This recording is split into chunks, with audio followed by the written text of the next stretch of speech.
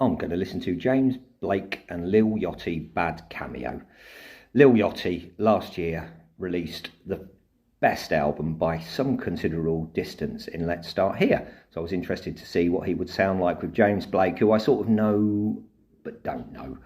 Always felt overrated to me, but maybe I got that wrong. I think this is a fantastic album. I think it's not in the Let's Start Here category.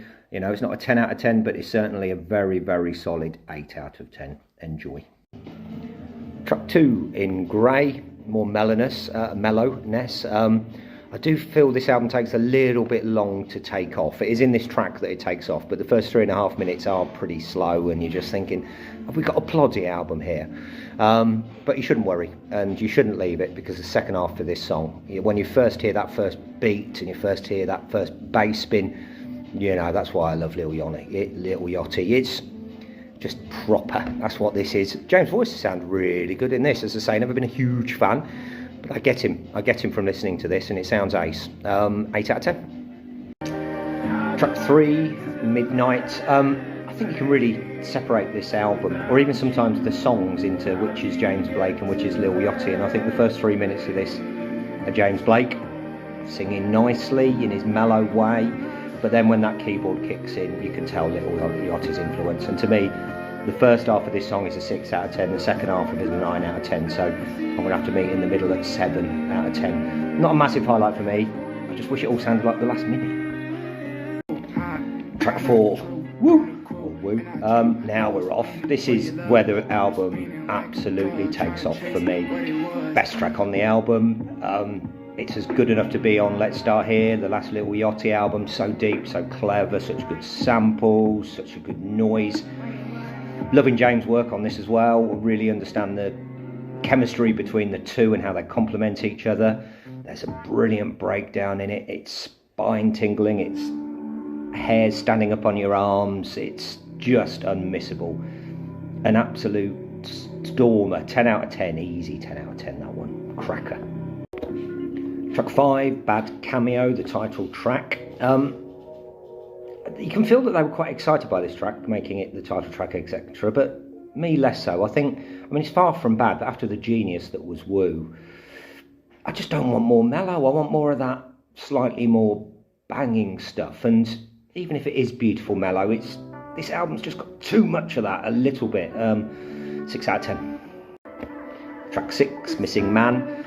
Just more slightly self-indulgent, laid-back mellowness, and I'm getting a bit bored of it. I'm just,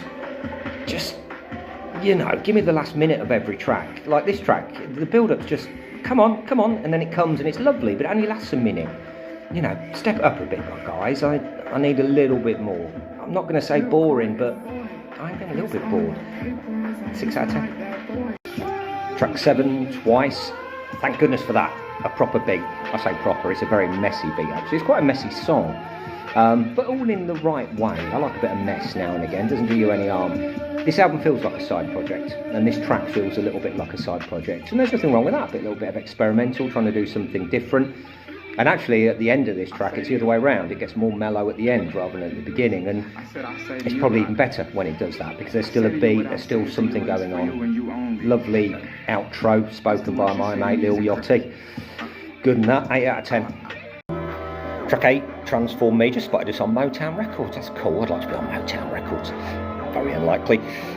Lovely keyboard intro, but I think James Blake's voice grates on me after a little while. Quite a trip-hop feel, Tricky or Portishead type beat. And then, like most of the songs, it's a song of two halves, and the second half of this might be the second half of a song on this album. Impressive, you know, just big beats.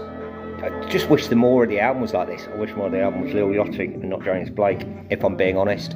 There I said it, but still, I mean, listen to that. Good beat, that. 9 out of 10. Track 9, Run Away from the Rabbit, a piano ballad that doesn't really go anywhere, a bit of gospel vibes, slow beat, saves it to a certain level, but still an average 5 out of 10. Track 10, Red Carpet. Oh yeah, there's definitely a formula on this album. This is the last track, mellow start, leading into a little bit more, and on this occasion that little bit more was a little bit better, but still not that exciting. Goes out with a whimper. 6 out of 10. My overall review of James Blake and Lil Yachty, Bad Cameo, is that I'd go to war for Lil Yachty. I might make James Blake a cup of tea. You know, that's how I feel differently about the two artists.